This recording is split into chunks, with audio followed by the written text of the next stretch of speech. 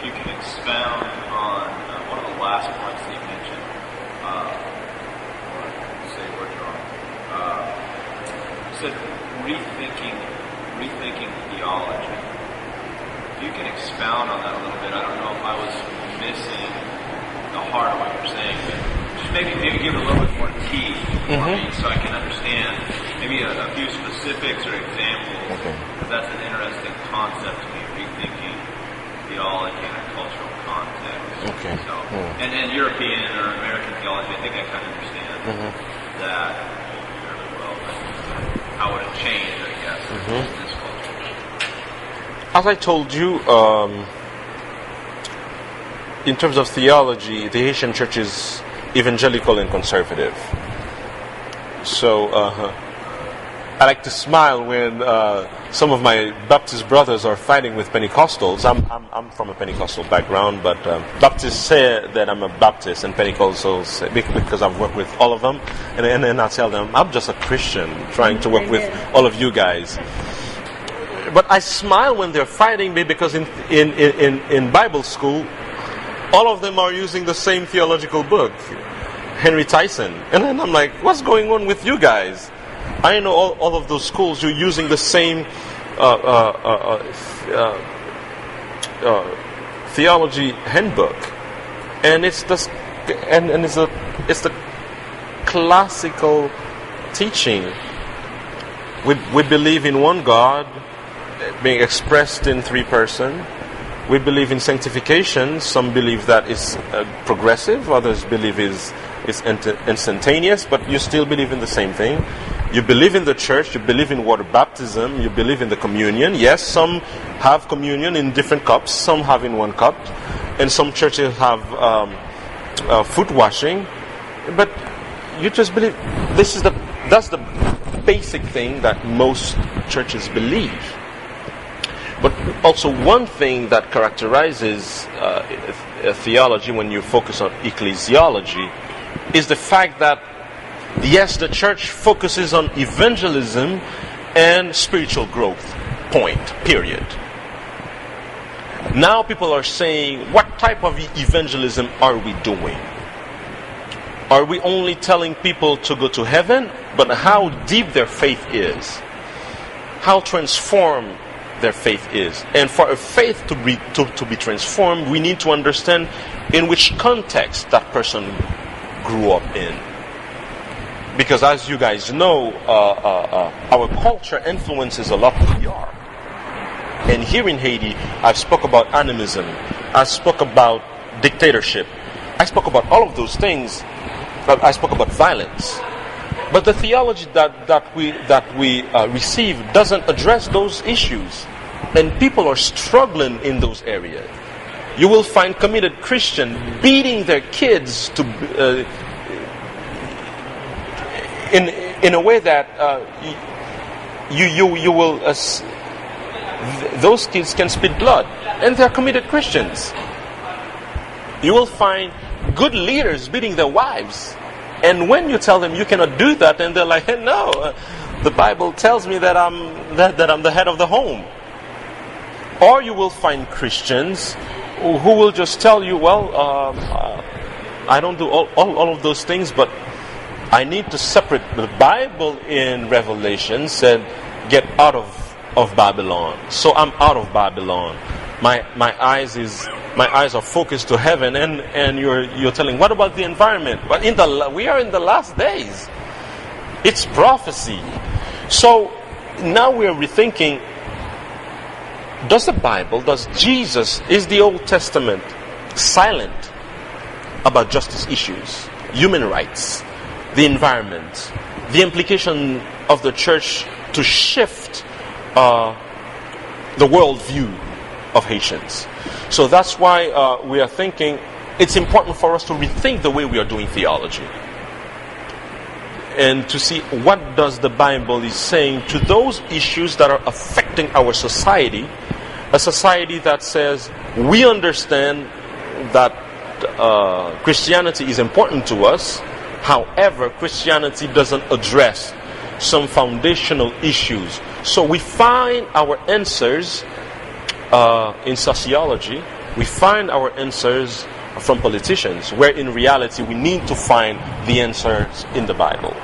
So that's why there's a growing trend now for people to look back to the Bible and say, how can we think theology that applies in the Haitian context?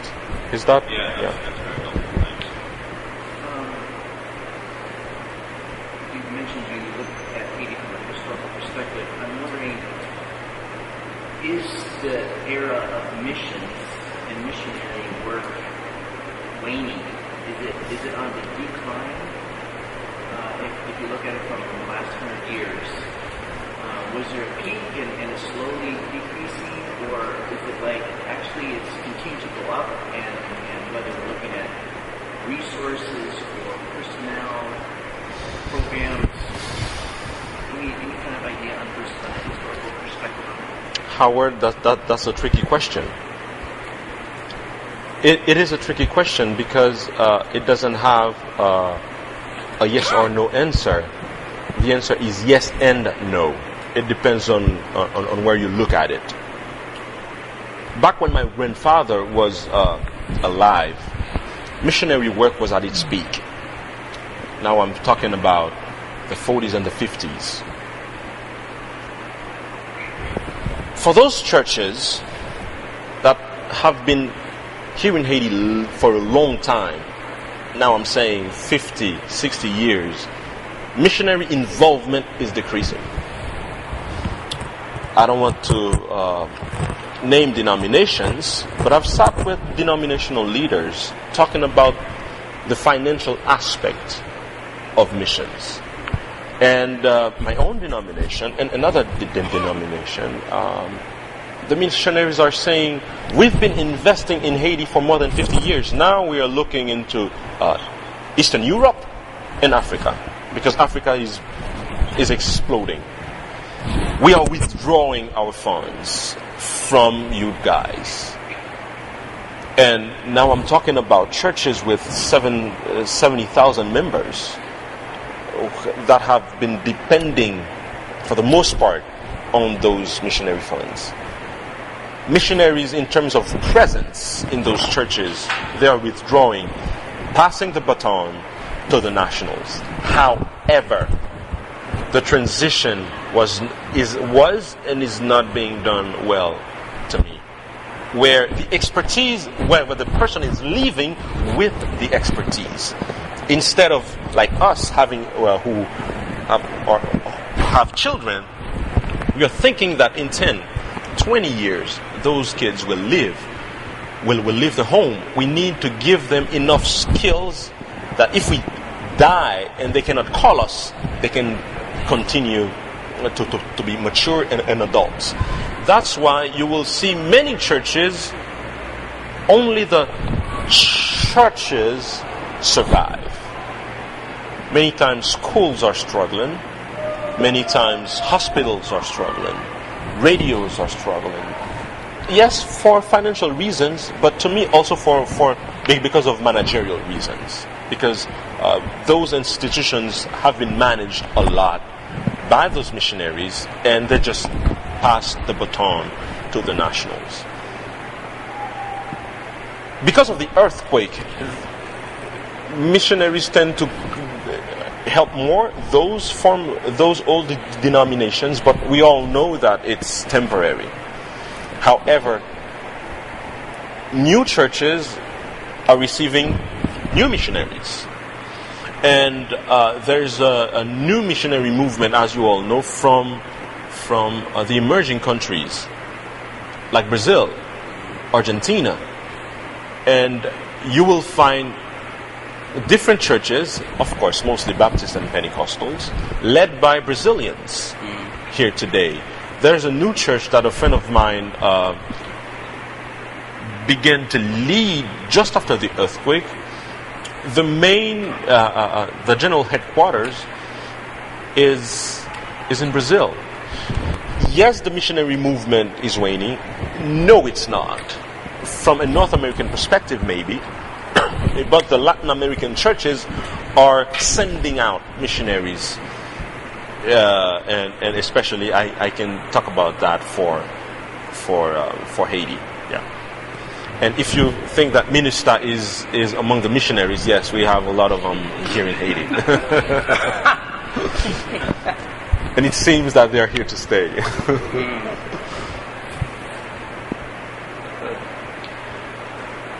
talked about the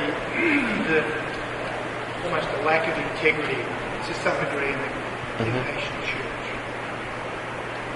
What do you think the best way is for that to be addressed?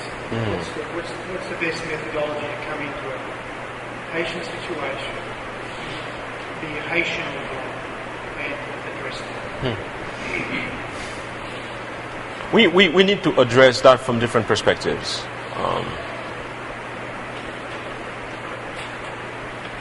The question of integrity is, I'd say, eating Haitian society. So I'm trying to, and I wasn't just meaning just integrity in the sense of honesty, but the whole gamut of which is hitting, abusing the children, abusing the wife. What we would consider as givens in Western Christianity. And we need also to go back to history, slavery. Unfortunately, the church didn't and does not address those root causes of some of our behaviors, even in terms of leadership. So how I think we need to address that is to understand the root causes of those problems and come with clear biblical principles. Sometimes we come with the principles without understanding the root causes. There's a theology professor in the United States that built a model when he said, this is the way Jesus did it. He spoke where the people were, understood what they were struggling with. He spoke about what was of an interest to them, and he picked them from there and showed them what their real needs were. He sent them to the Bible. He didn't stop that. He took those truths and applied them into those people's lives. Unfortunately, we are good at deciphering what the Bible says. We're good at going into the biblical languages, Greek and Hebrew, and have lengthy explanations. Then people are saying, yes, sir, you are so intelligent. Now what? And you're like, now what? Just apply it. And they tell you how. So I'd say go back to the roots. Understand why parents are being the kind of parents that they are. Why the leaders are being the kind of leaders that they are. And bring them to the Bible. And there's another thing also with the entire aspect of, let me talk about the financial integrity aspect. Many of those leaders who had a bad experience with missionaries, I'd say that the problem is on both sides, and I wish I wasn't a Haitian now because of what I'm going to say. But if you want to kick me out after that, you're free. I'm in your church. And most of the problem to me is on the missionary side. Why? Because those leaders, those church leaders, do not know what missionaries are expecting. Those leaders do not know what accountability is from a missionary's perspective. Those leaders do not know those things. So, let me take an example that I know a lot. My grandfather started the Church of God and the Church of God of Prophecy in Haiti, and they loved him, and they let him lead those churches. My father picked picked up after him, and he led the Church of God of Prophecy for 26 years. But trust me, they trusted my dad so much that when he died, they asked me to lead the church. I said no. I was studying. I was in the States. As I said, my study time is more important to me at that time. So they picked another person. And someone told me that they had a big meeting with different leaders who led the church with my dad for 26 years. And those leaders started to speak about different problems that was in the church. And the head of the denomination said, how did those problems were solved? And those leaders said, we don't know. Mr. Vital-Hearn knew how to do that. He knew how to solve those problems. And I could hear my father many times saying, they trusted him so much that if he wanted, he could have taken the money and have, and be a millionaire. And now, years later, I said, this is a bad model. You cannot lead an organization based only on trust. He studied in the States. He knew what accountability was from an American perspective. So he applied them from an American perspective. But do you think that all pastors have that background? They don't. So if their kid is sick, they will just pick the church's money. And another thing, we don't give $100 to our 4-year-old child. We don't do that. We give them more and more as they're maturing. But what do we do as missionaries? Our heart is broken, and we say, oh Lord, they are so poor, and we give so much money, and we are expecting accountability. To end that question, to end with that question in terms of integrity,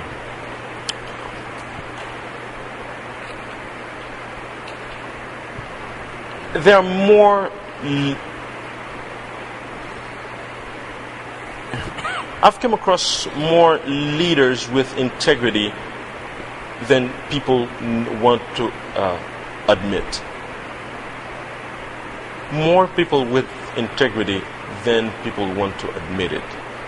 So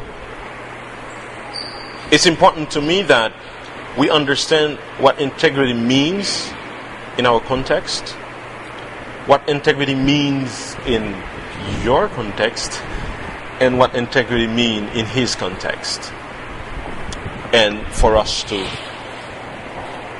sit and say, this is what integrity means to us. So, yeah. Yes, Rich. I'd like to make a proposition, and if you agree with it, I'd like to see what you think of it. I agree. But there's a missionary who named Morantz, that I personally knew in Africa. He wrote a book called African Friends and Money Matters. Okay. And what he writes in his book is that the reason we as Westerners do not understand a lot of the financial transactions that Africans and Haitians do is because we don't understand the purpose of financing their culture. He makes the proposition that the purpose of finances in African and I would dare to say Haitian culture is the survival of the community. Yeah. It's the survival of the community. It's not the survival of the individual, it's the survival of the community. Because in Africa there were many, catastrophes, wars, things that we didn't normally face in the Western culture, okay? So when a Haitian has a amount of money in his hands and his wife or his brother or his whatever gets sick, even his neighbor gets sick, and it's perfectly acceptable, even though that money is not his, so to speak, to help that person. That's culturally acceptable, and that's what the purpose of that money in their mind is, to help that person, even if it's not their money. We would look at that's a blatant lack of trust, lack of integrity. That's not the way they look at it. That's doing the right thing in their mind. Okay? On the other hand, Western culture says, and then, so the other thing is so that you give your neighbor money, you give your friend money, and then with the expectation that when you are in trouble, yes, sir, when trouble comes to your house, they will give it back to you. Okay? And so you're, by spreading the money around, you're building up your wealth, so to speak. That's how they build wealth. Yeah. And insurance. You know, we have insurance in Western culture. We have insurance, but they didn't have insurance in Africa, and not much here in Haiti either. And so that's their insurance policy. When something bad happens, you collect on the favors that you did to other people. Okay. Now in Western society, we say the goal of money is to build up individual wealth. And when we make it, when we're successful, then we can give it away.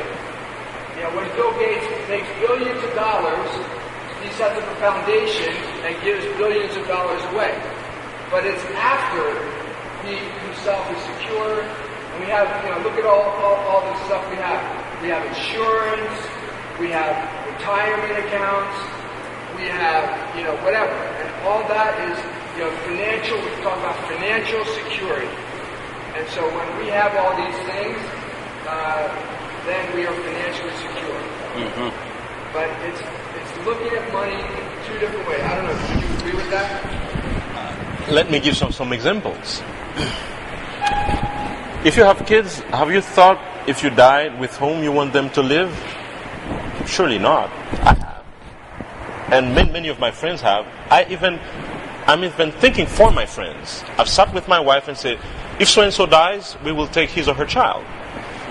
And I've been in churches where an elderly lady can come to the pastor and say, well, I don't have anything to eat. And he just tells the finance person, give so-and-so, and I know of those finance people. We know those who are doing accounting. I'm an accountant, so I know what I'm talking about. And they're like, man, pastor, you cannot do it like that. But she's sick. Just give that person the money. So it's about community. And to us, and to many Haitians, keeping money is a sign of that you're being stingy, and it's also a sign that you're not loving, because you don't do money to keep it. You make money to pass it around and to help people. And this is one of the things that I didn't speak about, that the church in Haiti, it's a community church where people help other people.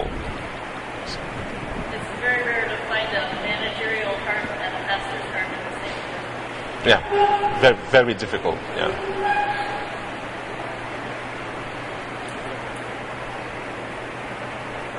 Good questions. Questions.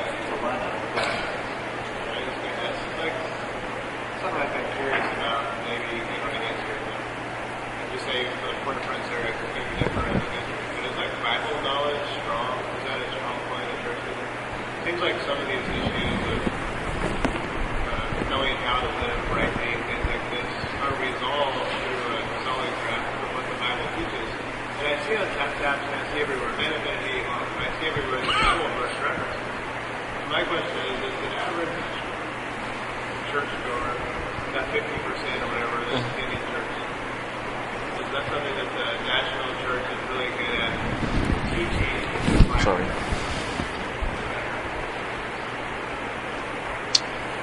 Man, you're asking tricky questions.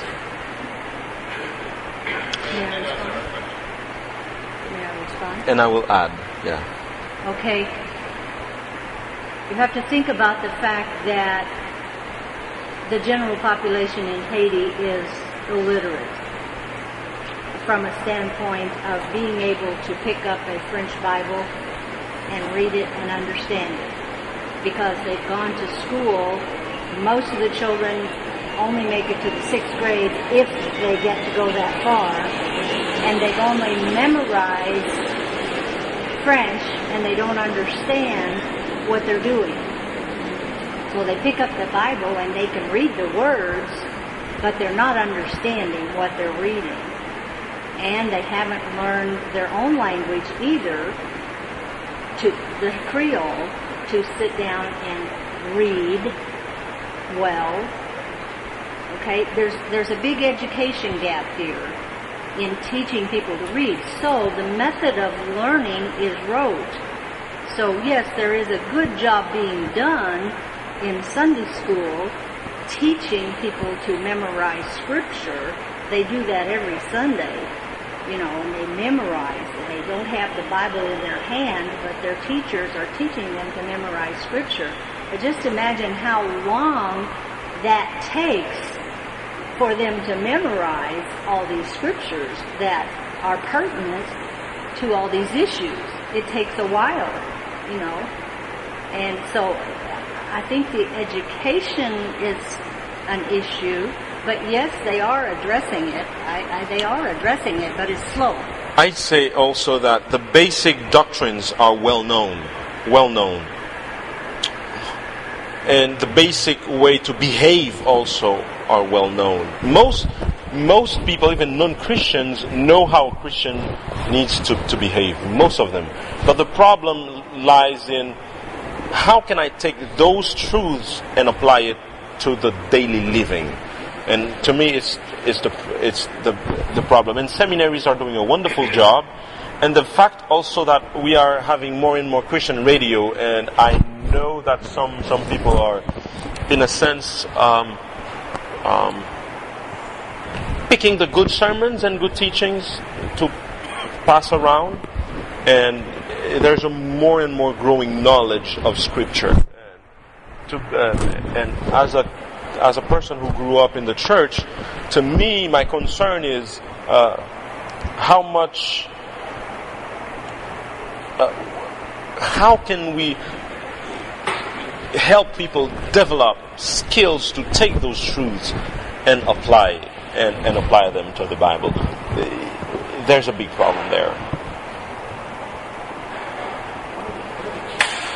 Something I learned a long time ago, I'm not sure if it's accurate. I've heard that churches often reflect what the culture is like on a political level. That is, if the government is within is more of a dictatorship, often the church actually reflects some of those same kind of characteristics where you have a very dominant, empowering leader, power members. Within your characteristics of the Haitian church, I didn't hear anything in terms of its use of power. There's lots of power there. How would you describe the power within the Haitian church? And is it changing now that we have different forms of government we talk about? Versus democratically elected president within the last 20 years. Is that having an impact?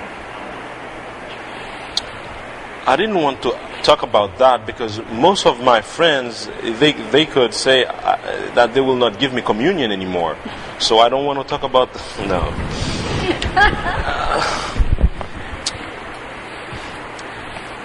There's a problem in the leadership area. Haitians love a strong leader, a strong hand, because we are used to that. And people will tell you the most beloved leaders are those who are strong leaders. And unfortunately, the 28 years of Papa and Baby Doc didn't help. And even those who were elected democratically shifted their leadership styles to be more authoritative and being more a dictator. Even the president that we have today is leading in the same in the same style. That is a strong leader who knows it all and who confines all power in his hands. So, as I said, the church is not growing in a vacuum. It's influenced by the culture. And yes, many church leaders lead the church with a strong hand. However, they tell you that they lead it with a strong hand for the good of the people. And I see a lot of truth in that. You see, you can find everywhere, even in politics and in business, some well-to-do people who grew up in the church, who were forced, in a sense, to be Christians, who were forced to go to school because of their church leader, and they will say, so-and-so made me who I am today. However, there's always an however. However, the problem is when that leader dies, the church almost dies. Because that person didn't give someone the chance to lead alongside him or her. And the earthquake didn't help either. But there's a problem with leaders who want to lead in a more democratic way. Church members do not like those leaders. Some church members say, no, so-and-so is too democratic. So-and-so is letting people do... So-and-so does not understand what power means. He needs to have the final say. A friend of mine said that in his church, he usually asks people, well, this is the issue that we have in front of us. What do we have to do? Pastor, just tell us what we need to do. And he says, no, I want us to take the decision together. Well, just take it and we will follow. The problem is, it's those who are saying that are not illiterate people. They are people who went to the university. This is how they're used to. Strong leaders. So definitely there is a need to have what my church says, a more plurality of leadership, a more plural leadership. That is, instead of having one strong pastor, we can have a board of pastors, and you shift power and you distribute power to everyone. Of course, the church will choose who's the man in charge, but at least if that person steps down, other people can be God.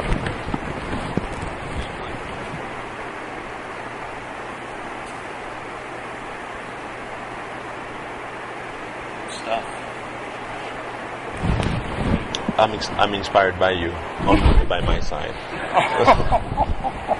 By osmosis. We have enjoyed getting to know each other a little. Huh? Yeah. It's been fun. So I don't know if everyone here has an internal clock, but I'm impressed as I look at my time. It's 10 o'clock, so I don't know if you guys chose your questions to coincide with your stomachs. So if there's not any more questions, we have some coffee. I'd encourage you maybe pour a little rather than a lot if there's a lot of folks that want coffee. And some snacks, some water, some goodies that are just right over here on the other side. So this is kind of how we timed it, sort of in an 8 to 10. And then after that, Dan takes over. So let me just say before we take a break, is there any more questions? I mean, I know that I've been fascinated and educated about it. We were together for about a year. He was renting the office, so we've had some good talks together. But it's been very.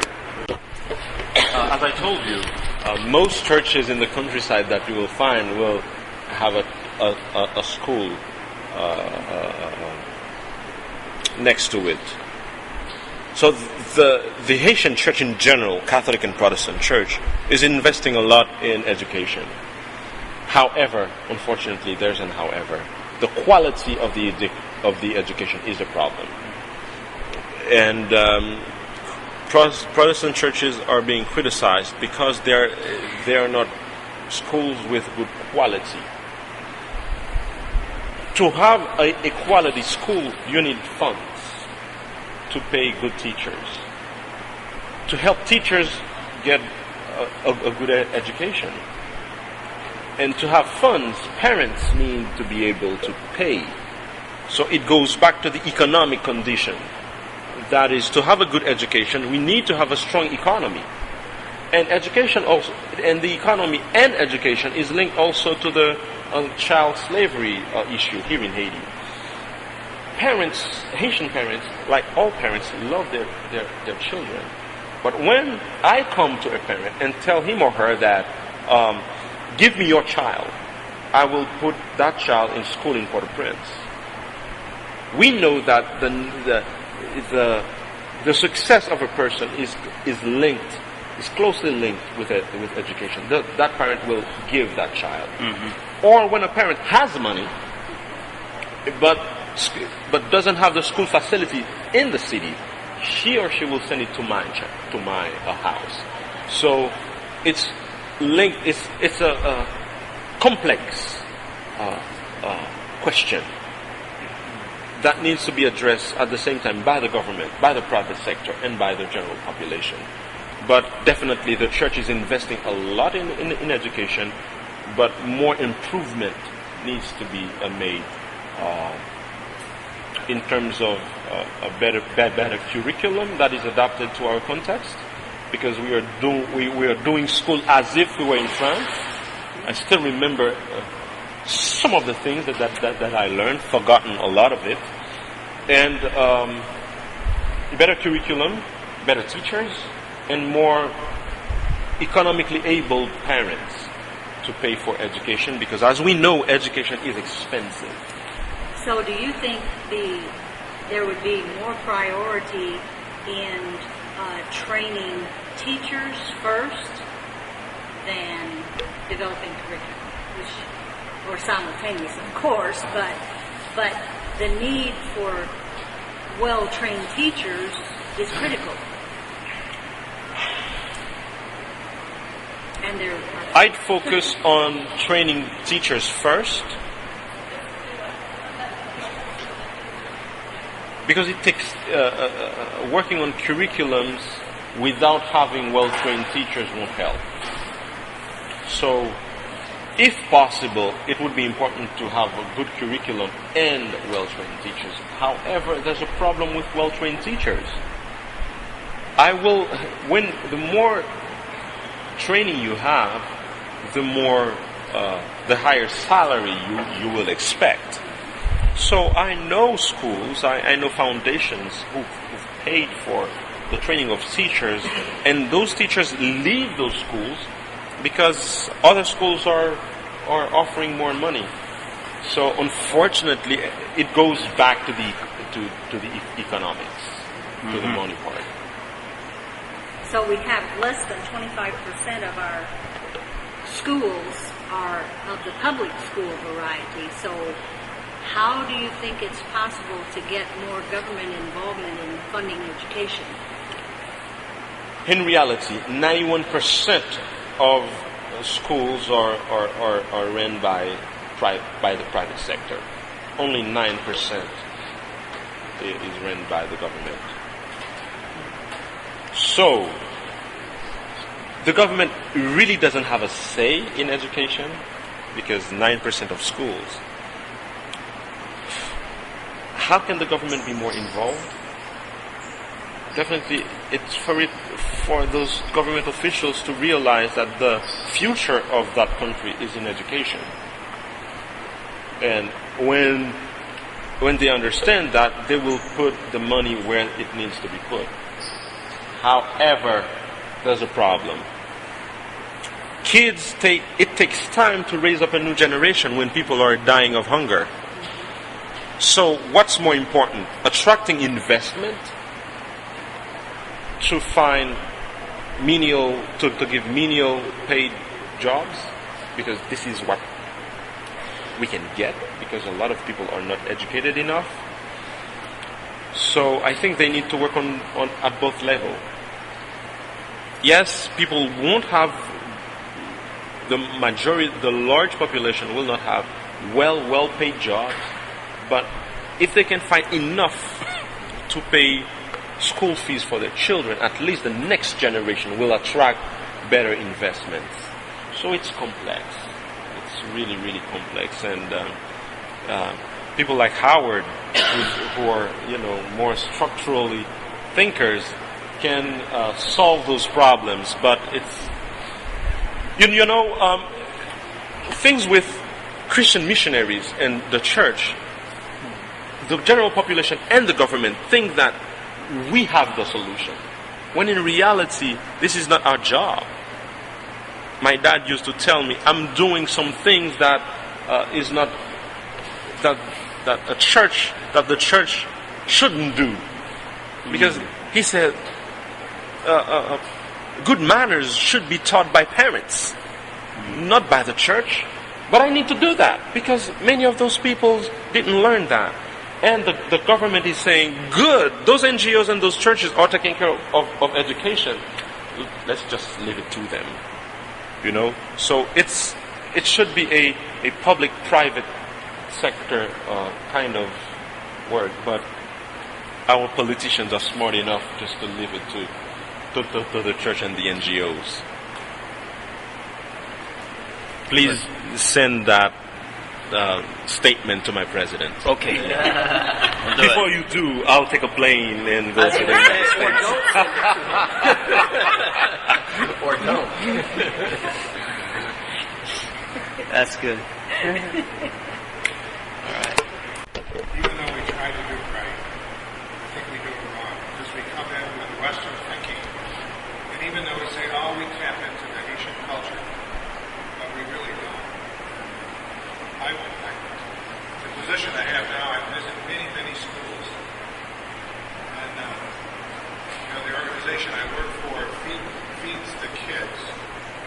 And that's what we stop. The Haitian church, the school, whatever it is, has to fly on their own. The organization doesn't give any money and food. Stop there. And I think that it seems to be a bit more productive. And we as the Haitians that we work with run the program. We don't know. I'm the only white face in this organization here. And I try to keep my face away as much as I can, other than I can help. But I've come to the conclusion that we as missionaries come in to change the country, and they can't do that. But we can help, and I think in many ways we do it wrong. So I don't know how you feel about that, Valerie, but I see more and more, and I've come to that conclusion. I'm married, and we have our share of problems, my wife and I. And nobody will solve those nobody outside of our marriage will solve our problems. We can get outside help, but the main job needs to be done by us. And the problem with us, my father was called a missionary, so I tend to include myself in that. The problem is with us is we have an agenda. We have a work to do. We don't have time to learn.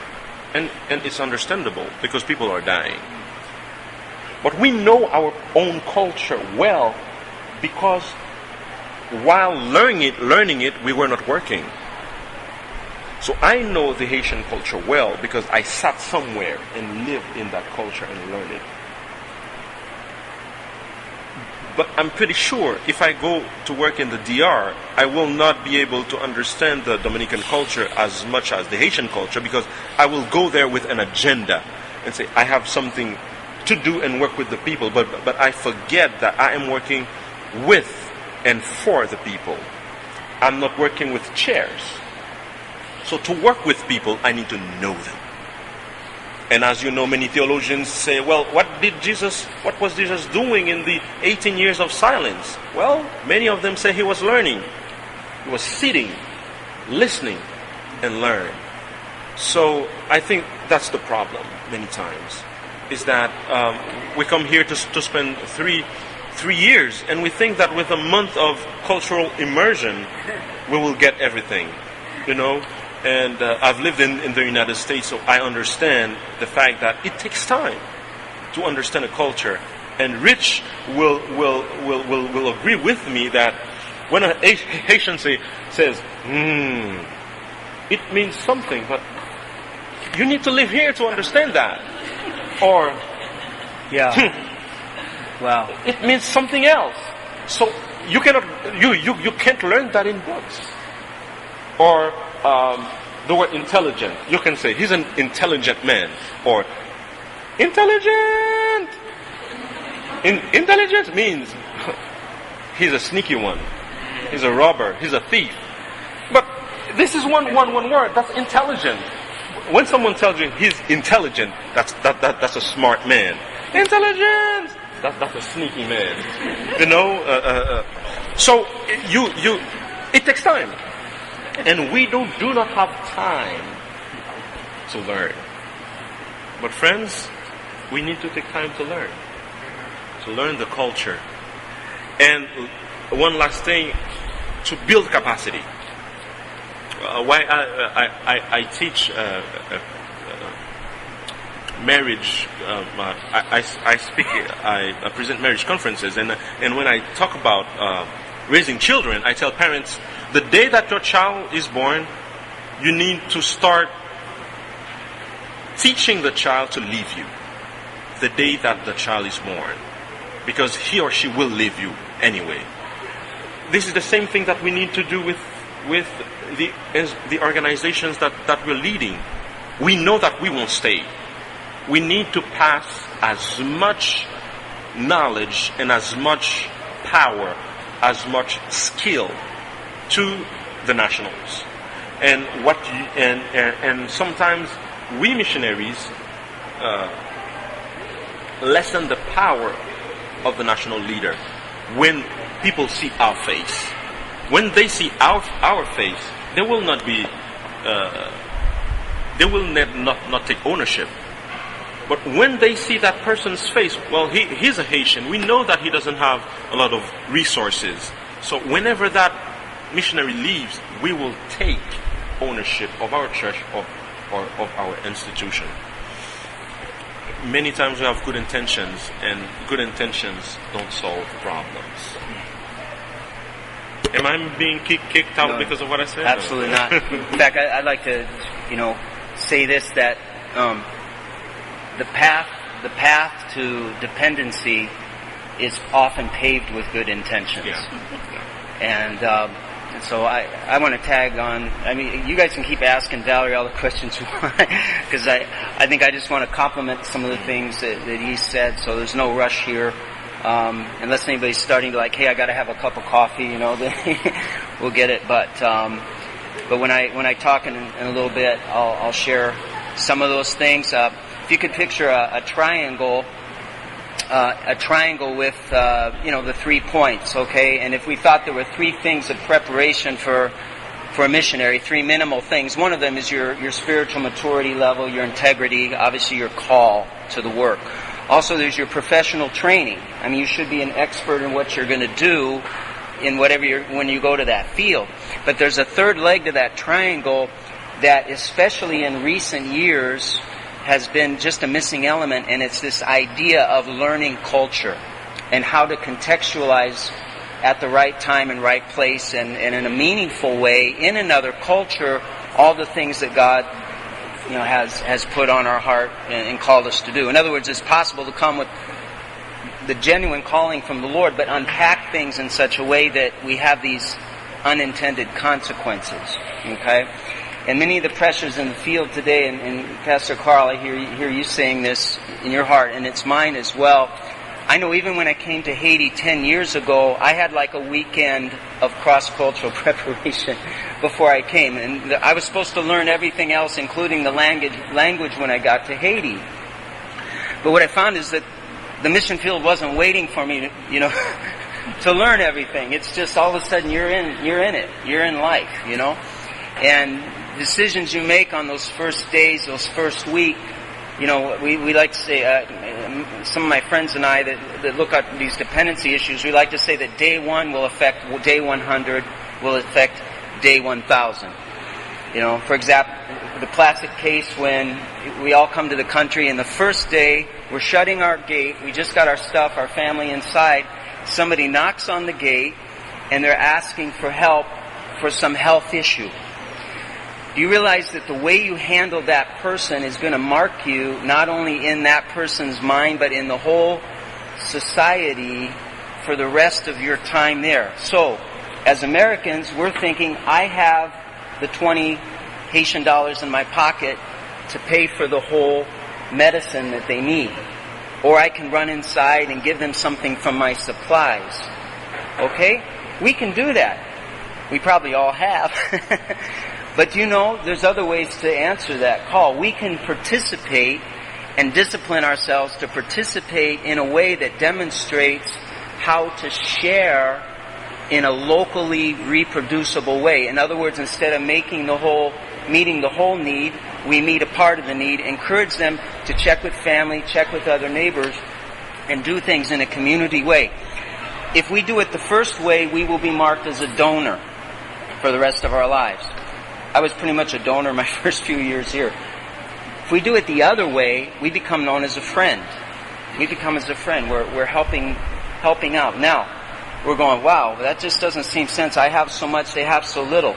What are we here to do? Are we here to meet all the people's needs, which we know they're insurmountable, or are we here to demonstrate how to live in a community and do things in a way that are duplicatable? Now, we all have to answer that for ourselves. I'm not saying you have to do it one way or the other. I'm simply saying day 1 affects day 100 and day 1,000.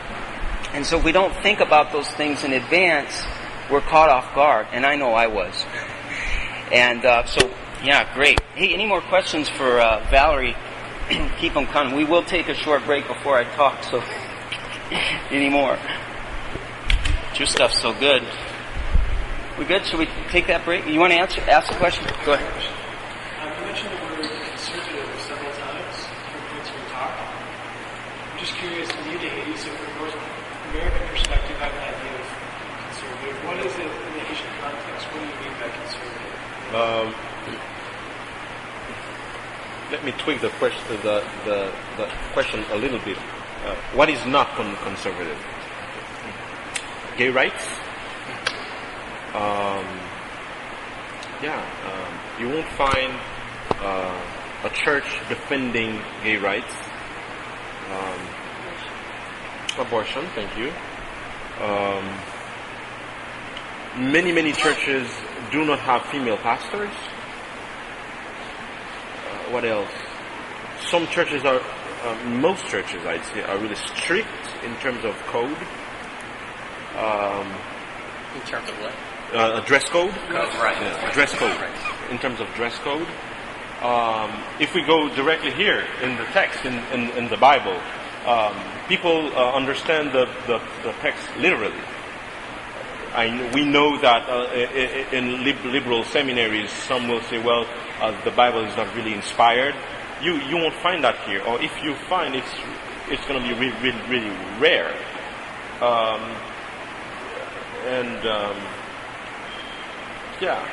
This is the type of things that I'd say that characterizes in terms of we are a conservative church.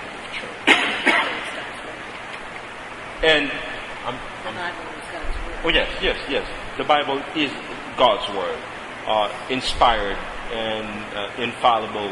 God it's an infallible book.